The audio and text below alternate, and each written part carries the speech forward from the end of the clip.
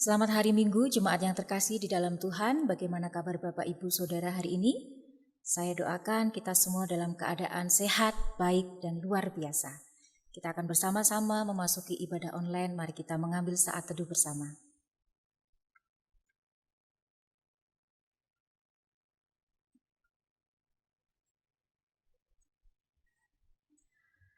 Perlihatkanlah kepada kami kasih setiamu ya Tuhan, dan berikanlah kepada kami keselamatan daripada-Mu. Kasih dan kesetiaan akan bertemu, Keadilan dan damai sejahtera akan bercium-ciuman, kesetiaan akan tumbuh dari bumi, dan keadilan akan menjenguk dari langit. Aku mau mendengar apa yang hendak difirmankan Allah Tuhan. Keselamatan dari Allah dekat pada orang-orang yang mengasihi Dia.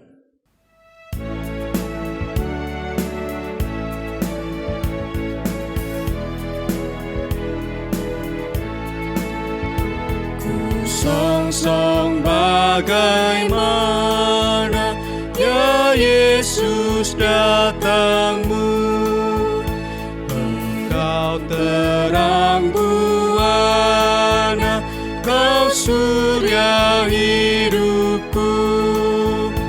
Kiranya Kau sendiri penyuluh jalanku, supaya ku yakini tujuan janji-Mu.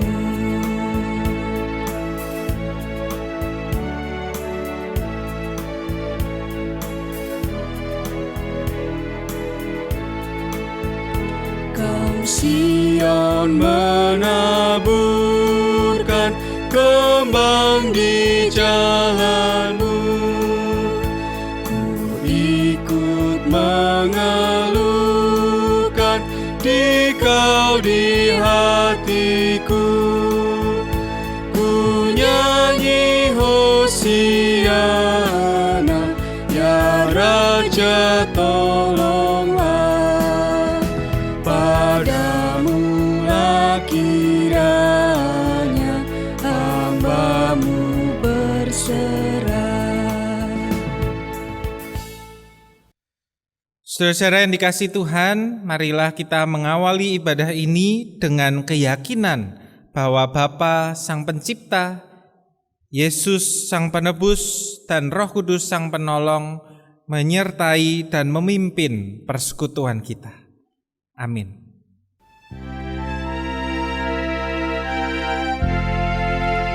Amin, amin, amin.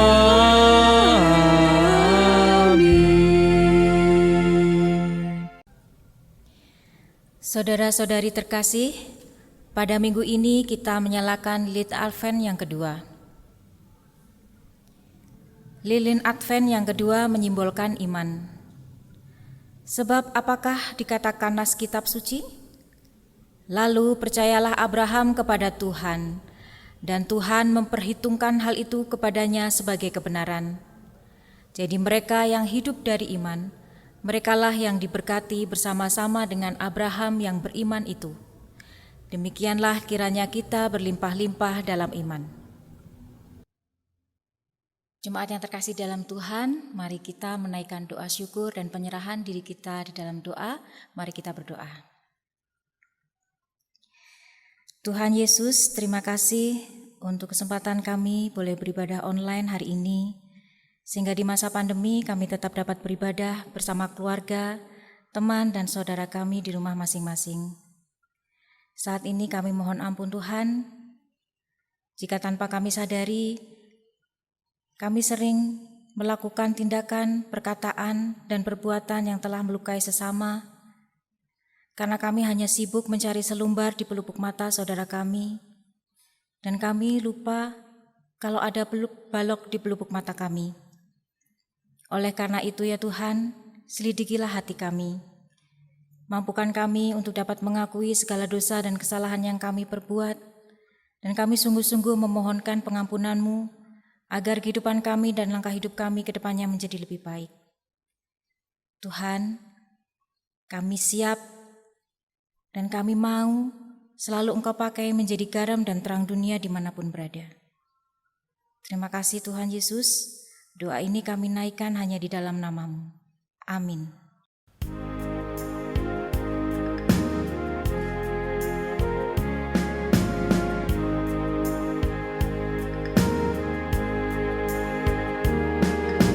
Bila ku renung dosaku padamu Tuhan,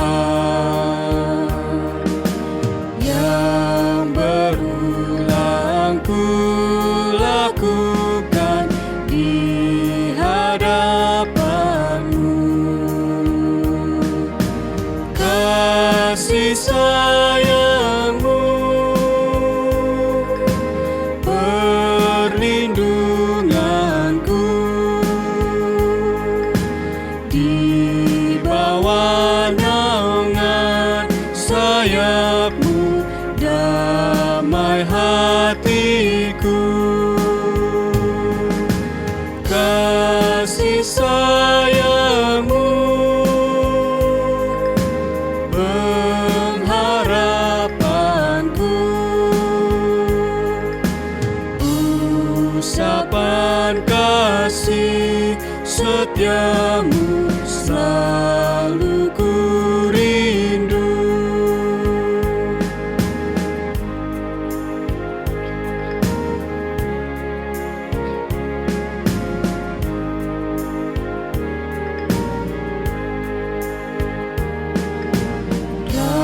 Rasa angku dan sombongku masih menggoda, iri hati dan benciku kadang menjelma. Kasih sayang-Mu, perlindunganku, di bawah naungan sayap-Mu, damai hatiku. Kasih sayang-Mu, pengharapanku, usapan kasih setia-Mu selalu ku rindu. Saudaraku yang dikasihi Tuhan, marilah kita menyiapkan hati kita untuk menyambut firman Tuhan di dalam doa. Mari kita berdoa. Tuhan, kami merindukan sabda firman-Mu. Tuhan, kami merindukan pimpinan dan sentuhan Tuhan yang mengarahkan langkah-langkah kehidupan kami. Oleh karena itu Tuhan, kami mau bersama duduk, membaca, mendengarkan dan merenungkan firman-Mu.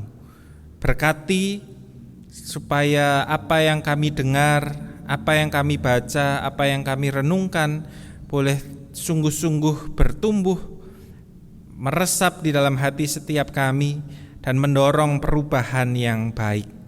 Kami berdoa memohon Roh Kudus yang membukakan mata hati dan pikiran kami, supaya firman Tuhan tidak berlalu sia-sia, tetapi sungguh-sungguh menjadi berkat bagi kehidupan kami dan juga bagi kehidupan orang-orang yang bersentuhan dengan kami.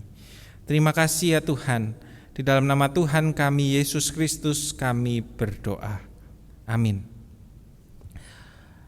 Saudara-saudari, marilah kita membuka firman Tuhan yang diambil dari Markus pasalnya yang pertama, ayatnya yang pertama sampai yang ke-8.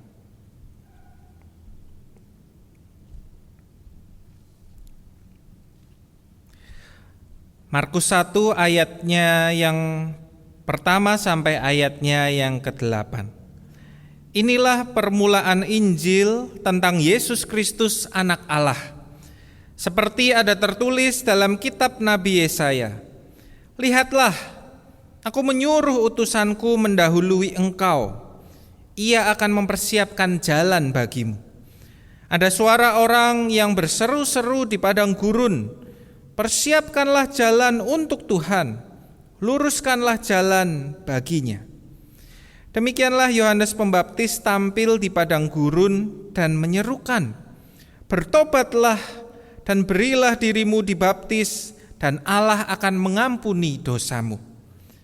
Lalu datanglah kepadanya orang-orang dari seluruh daerah Yudea dan semua penduduk Yerusalem, dan sambil mengaku dosanya, mereka dibaptis di sungai Yordan. Yohanes memakai jubah bulu unta dan ikat pinggang kulit, dan makanannya belalang dan madu hutan. Inilah yang diberitakannya. Sesudah aku akan datang Ia yang lebih berkuasa daripadaku, membungkuk dan membuka tali kasutnya pun aku tidak layak. Aku membaptis kamu dengan air, tetapi Ia akan membaptis kamu dengan Roh Kudus. Sedemikian jauh pembacaan firman Tuhan. Yang berbahagia adalah setiap kita yang memelihara dan melakukan firman-Nya di dalam kehidupan. Maranatha.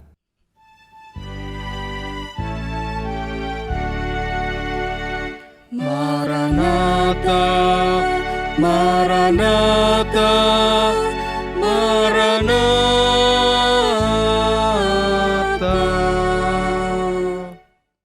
Saudari yang dikasih Tuhan, saya suka membaca buku, saya suka membaca novel mulai dari remaja. Nah, salah satu novel pertama yang saya baca waktu itu adalah novel berjudul The Hobbit. Ya, novel ini berkisah tentang orang bernama Bilbo Baggins.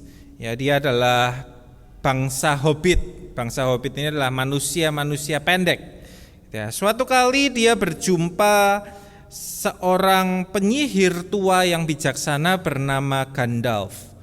Dan dia kemudian, Gandalf ini mengundang Bilbo untuk ikut ke dalam sebuah perjalanan bersama sekelompok kurcaci yang hendak mengalahkan seekor naga yang mencuri harta warisan mereka. Ya, ceritanya ini fantastis ya, cerita fiksi fantasi. Ya, nah sebuah misi yang disampaikan di sini adalah sebuah misi yang fantastis tetapi menakutkan. Bilbo harus keluar, meninggalkan rumahnya, meninggalkan kenyamanannya, pergi ke tempat yang dia tidak tahu sama sekali apa yang ada di sana. Ya, Bilbo ini awalnya penakut. Bilbo ini awalnya tidak berani, bahkan enggan untuk meninggalkan semuanya. Tetapi karena dorongan dari Gandalf ini, dia kemudian oke deh, aku coba. Dan ternyata benar, sepanjang perjalanan dia menemukan perjalanan itu tidak mudah. Ada banyak kejutan-kejutan, ada banyak rintangan-rintangan yang tidak terduga, yang asalnya tidak bisa diperkirakan. Ada tempat-tempat yang mengerikan yang harus dijalani. Dan semuanya itu menantang dia untuk beradaptasi atau mati. Pilihannya antara dia beradaptasi menghadapi itu semua atau mati di negeri antah berantah tanpa dikenal. Dan peristiwa itu, tantangan itu membuat Bilbo keluar dari ketakutannya. Dia kemudian mulai menggali potensi dirinya. Dia mencoba kecerdasannya, kelihayannya, dia pergunakan, dia mengambil resiko, dia memakai segala dayanya dengan sungguh-sungguh. Dan hasilnya dia menemukan kepercayaan diri. Dia menemukan keyakinan, oh saya memang bisa, saya mampu. Pengalaman berpetualang itu membuat Bilbo menjadi pribadi yang baru, yang berbeda.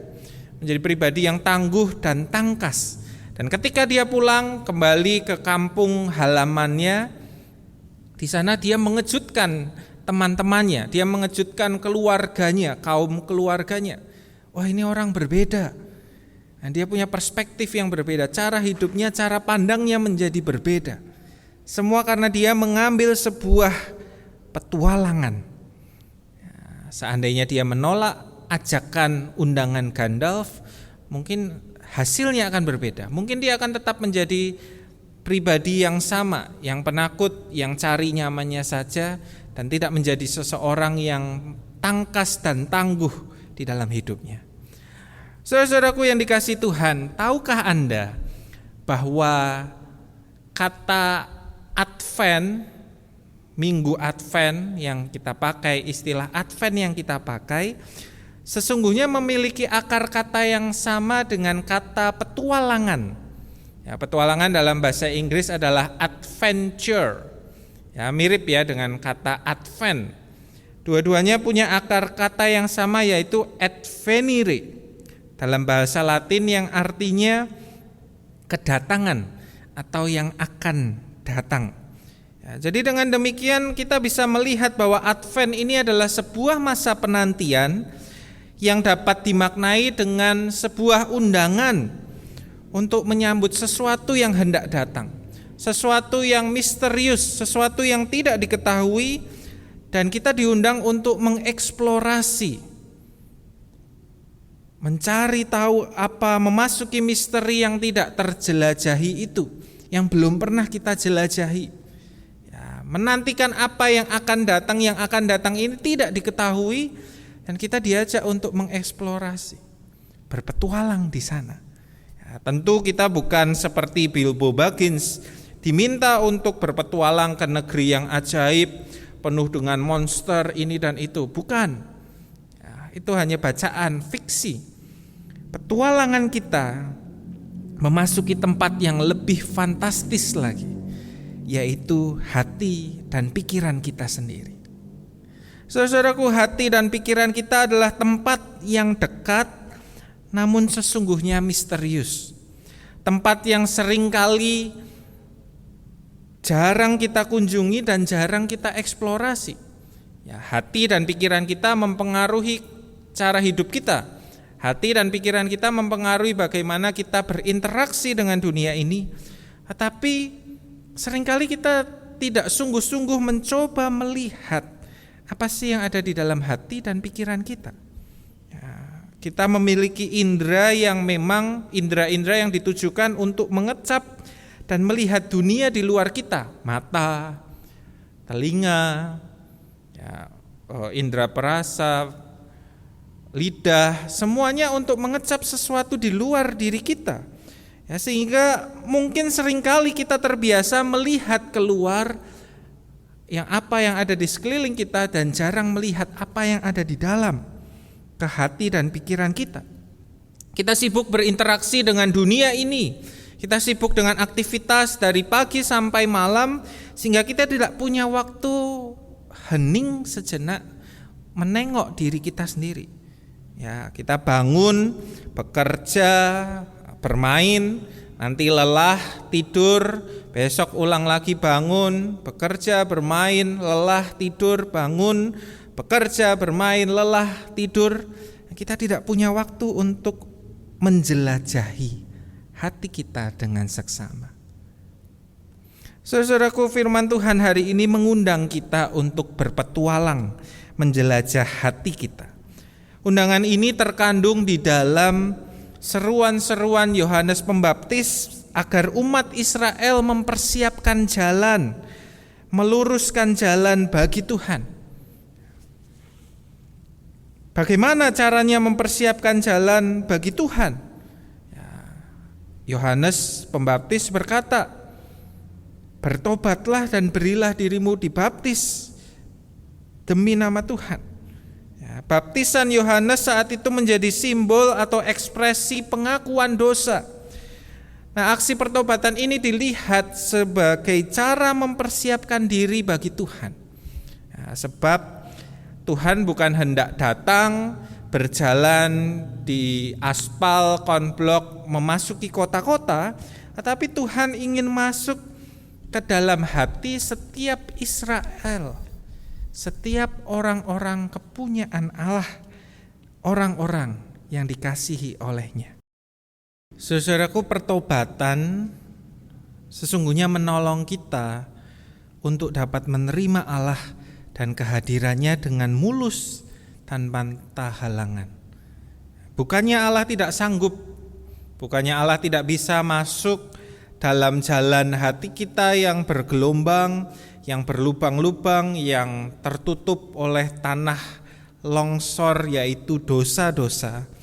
Tetapi alangkah lebih siapnya kita menyambut Dia, alangkah lebih lancarnya kita menyambut Tuhan jika kita sudah memilih hidup dalam pertobatan, jika kita sudah memilih hidup menyiapkan hati ini untuk Tuhan. Ya, ini seperti orang yang misal ada orang yang berbuat kesalahan, kemudian dia belum ditegur, tetapi dia sudah menyadari kesalahannya. Nah, orang yang demikian akan lebih mudah untuk ketika didatengin, tadi kamu salah begini loh. Oh iya, betul, aku sadar aku salah gitu. Gimana ya sebaiknya? Orang yang sudah menyiapkan hati, menyadari kesalahannya akan lebih mudah untuk berubah, akan lebih mudah untuk diajak melangkah menuju arah yang baik sesuai dengan apa yang menjadi tuntunan Allah. Karena itu saudara-saudara, marilah kita di dalam minggu Advent ini kita diingatkan, kita diajak untuk memasuki sebuah pertobatan. Kita diajak untuk berpetualang menjelajahi hati kita, memasuki ruang-ruang rasa dan pikir yang mungkin gelap dan mungkin tidak pernah kita hadapi. Petualangan selalu membawa kita ke tempat-tempat yang gelap dan mengerikan. Apakah tempat yang gelap dan mengerikan di dalam hati dan pikiran kita? Mungkin itu adalah ketakutan dan kecemasan kita. Mungkin itu adalah luka-luka atau sakit hati yang masih bercokol di dalam diri kita. Kelemahan dan kesalahan yang kita merasa malu dan kita sembunyikan dari orang-orang dan dari Tuhan. Hal-hal ini dapat membuat hidup kita menjadi rusak. Hal-hal ini akan membuat kita hidup merusak bahkan orang lain, sadar atau tidak sadar ya, dengan kata-kata dan perbuatan kita bisa jadi orang yang karena luka-luka kita menyakiti orang lain dengan omongan dan fitnah. Karena kekurangan yang kita rasakan, kita merasa kurang berharga, kita menjadi orang yang egois. Kita mungkin menjadi orang yang berbuat kejahatan. Kita menjadi orang yang hidup dengan kebencian dan pesimisme ketika berhubungan dengan orang lain. Saudaraku, marilah kita berpetualang memasuki relung hati kita, dan di situ kita menghadapinya. Tentu ini bukan sebuah hal yang mudah. Dibutuhkan keberanian untuk menerima, dibutuhkan keberanian untuk mengakui bahwa ada monster-monster yang perlu kita hadapi, yang perlu kita bereskan di dalam hidup setiap kita. Tentu tidak mudah, kita inginnya hidup kita baik. Kita inginnya merasa, oh saya ini tidak ada luka-luka, tidak ada kelemahan, tidak ada hal-hal negatif yang perlu kusembunyikan. Tetapi mungkin ada. Karena itu marilah kita memohon keberanian yang datangnya dari Tuhan. Keberanian untuk masuk jauh lebih dalam ke dalam hati dan pikiran kita. Keberanian untuk menerangi sisi-sisi gelap dari hidup kita di bawah terang cinta kasih Tuhan. Dan kita sudah menerimanya sesungguhnya. Karena kita sekarang hidup di dalam anugerah Roh Kudus. Yohanes berkata, dia membaptis dengan air, tetapi dia Yesus yang datang nanti akan membaptis dengan Roh Kudus. Dan bukankah sesungguhnya kita sudah menerima kehadiran Yesus? Kita sudah menerima Yesus itu hadir di dalam hati setiap kita. Maka sesungguhnya kita punya Roh Kudus yang memampukan kita. Roh Kudus yang memberikan kita keberanian untuk melangkah, keberanian untuk menghadapi hidup kita. Dan kita percaya bersama Roh Kudus kita akan mendapatkan, menjalani pertobatan, kita akan mengalami diri kita ini disembuhkan, dikuatkan, dan diarahkan oleh Allah menuju tempat yang terbaik. Saudara-saudara, C.S. Lewis pernah menulis demikian. C.S. Lewis ini seorang penulis buku Kristen, termasuk buku novel-novel fantasi yang menarik untuk anak-anak. C.S. Lewis pernah berkata demikian, kita semua ingin maju, kita semua ingin menjadi yang terdepan, kita semua ingin berkembang. Tetapi jika kita berada di jalan yang salah, ketika kita berada menuju arah yang salah, maka kemajuan itu, progres itu, yang terdepan itu berarti berputar dan berbalik arah menuju jalan yang benar. Dengan demikian dia yang paling segera, dia yang paling dahulu berputar, dialah yang disebut yang paling maju. Dialah yang disebut yang paling terdepan. Karena itu saudara-saudara, janganlah ragu dan janganlah menunda untuk bertobat. Janganlah ragu untuk menghadapi isi hati kita, menyadari dan mengakui keberdosaan kita di hadapan Allah. Karena semakin cepat kita melakukannya, semakin cepat pula anugerah Tuhan itu akan menguatkan dan memampukan kita. Marilah kita belajar mengambil waktu, meluangkan waktu untuk berpetualang, mempersiapkan diri kita bagi Tuhan. Kita bisa mengambil waktu teduh harian di akhir hari mungkin untuk menilik apa yang terjadi hari ini. Mungkin ketika kita berkata-kata, mungkin kita bereaksi sesuatu yang dilihat orang negatif, kita bisa mengambil waktu sejenak untuk merenungkan, kenapa saya berkata demikian? Kenapa saya berbuat demikian? Apa perasaan saya? Kalau kita tidak memberi ruang, kalau kita tidak memberi waktu, maka petualangan ke dalam hati kita tidak akan pernah terjadi. Kiranya kita semua ditolong, kiranya kita semua diberikan keberanian untuk berpetualang, memasuki hati, supaya kita menjadi pribadi yang semakin baik dan diperbaharui. Tuhan memberkati. Amin. Mari kita mengambil saat teduh sejenak.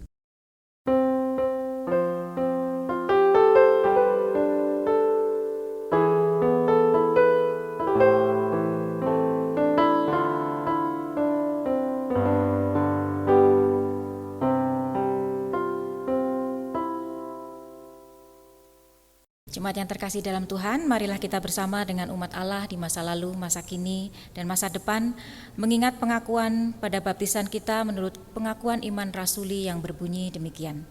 Aku percaya kepada Allah Bapa yang Maha Kuasa, Khalik langit dan bumi, dan kepada Yesus Kristus anaknya yang tunggal Tuhan kita, yang dikandung dari Roh Kudus, lahir dari anak darah Maria, yang menderita sengsara di bawah pemerintahan Pontius Pilatus, disalibkan, mati dan dikuburkan, turun ke dalam kerajaan maut. Pada hari yang ketiga, bangkit pula dari antara orang mati, naik ke surga, duduk di sebelah kanan Allah, Bapa yang Maha Kuasa, dan dari sana ia akan datang untuk menghakimi orang yang hidup dan yang mati. Aku percaya kepada Roh Kudus, gereja yang kudus dan am, persekutuan orang kudus, pengampunan dosa, kebangkitan orang mati, dan hidup yang kekal. Amin.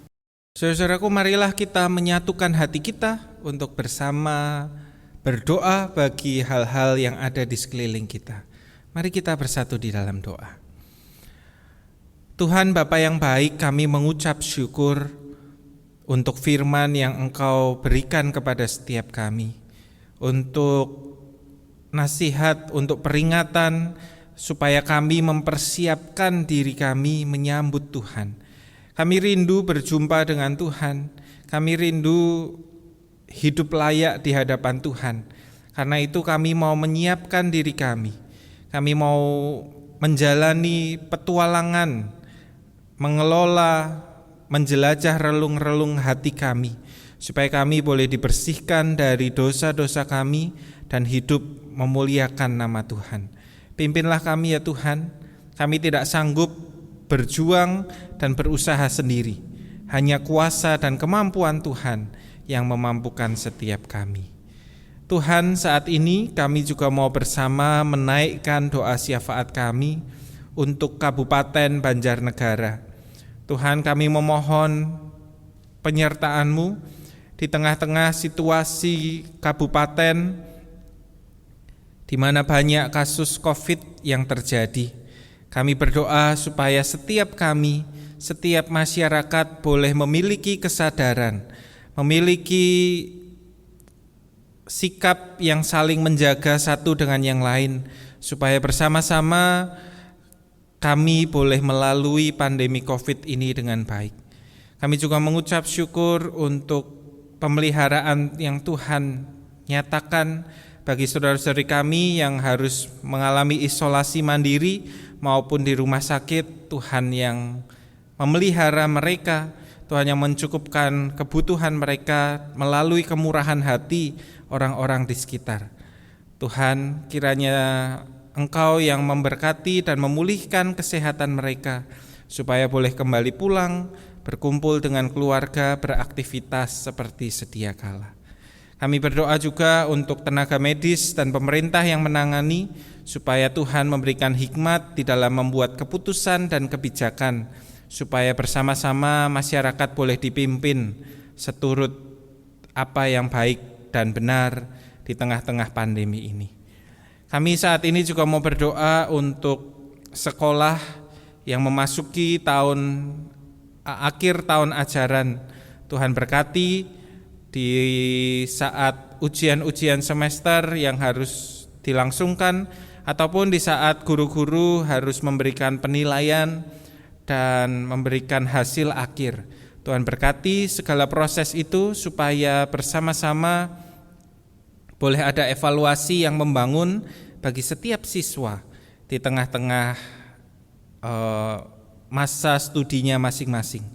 Kami berdoa supaya mereka juga boleh mempersiapkan diri, secara khusus Bapak Ibu guru, sekolah-sekolah mempersiapkan diri untuk memasuki juga semester yang baru tahun depan. Biarlah di tengah-tengah situasi keterbatasan yang ada, pembelajaran yang baik boleh tetap diberlangsungkan. Kami saat ini juga mau berdoa Tuhan bagi jemaat-jemaat kami, bagi saudara-saudari kami seiman yang mengalami pergumulan, baik soal kesehatan, baik tentang pekerjaan ataupun tentang keluarga dan relasi. Tuhan yang melihat, Tuhan yang tahu apa yang benar, apa yang harus diambil. Marilah Tuhan, Engkau yang menolong, Engkau yang menjadi sahabat bagi setiap kami, Engkau juga yang akan menghibur dan menuntun setiap kami. Terima kasih ya Bapa. Inilah doa-doa syafaat kami. Kami mau naikkan di dalam satu nama Tuhan Yesus Kristus yang telah mengajar kami berdoa.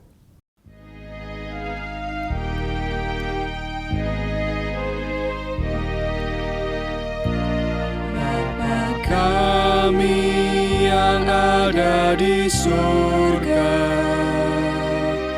dikuduskanlah nama-Mu, datanglah kerajaan-Mu, jadilah kehendak-Mu di bumi seperti di surga. Beri kami hari makanan yang secukupnya, ampuni salah kami seperti kami ampuni yang bersalah pada kami. Jangan bawa kami dalam pencobaan, melainkan lepaskan kami dari yang jahat, sebab Kaulah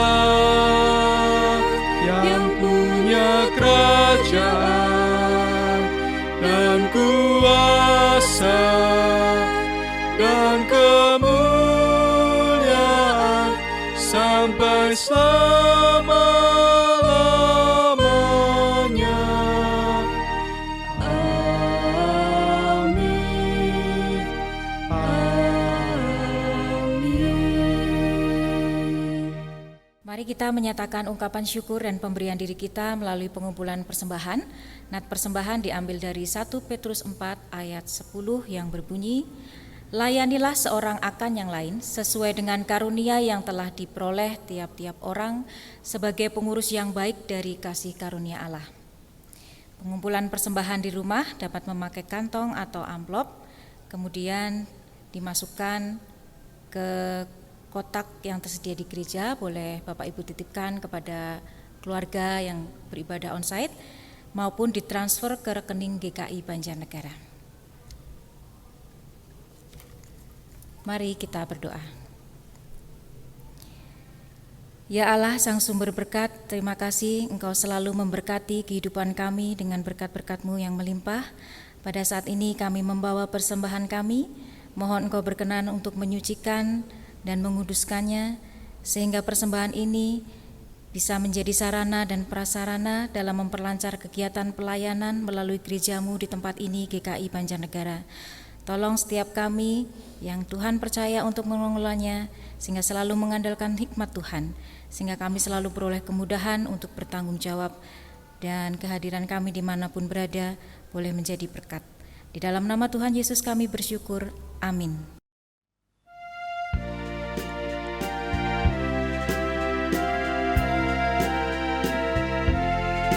Ya Yesus, di Kau ku rindukan, liburkanlah lara batinku.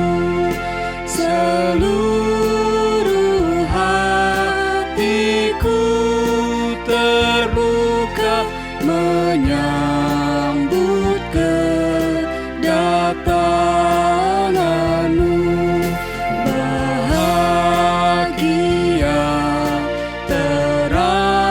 Surgawi Engkau harapan dunia.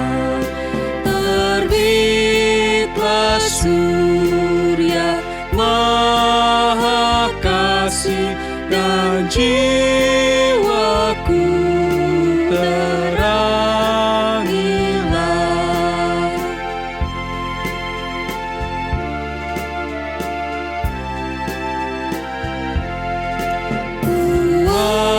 Puaskanlah ya Juru Selamat seluruh kerinduanku.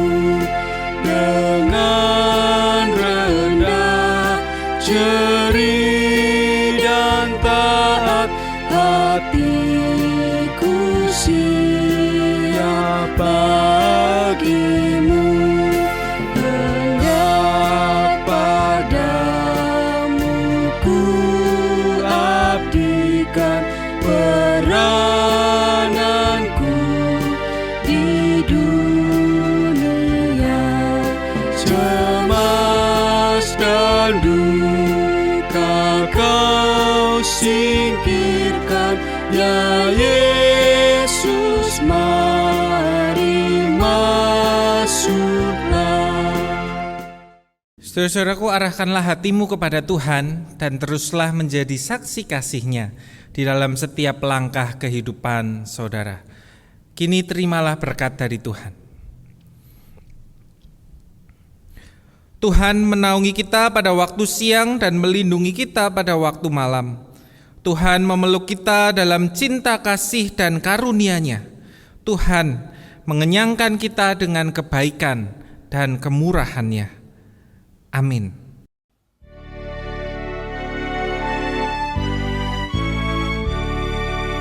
Maranatha,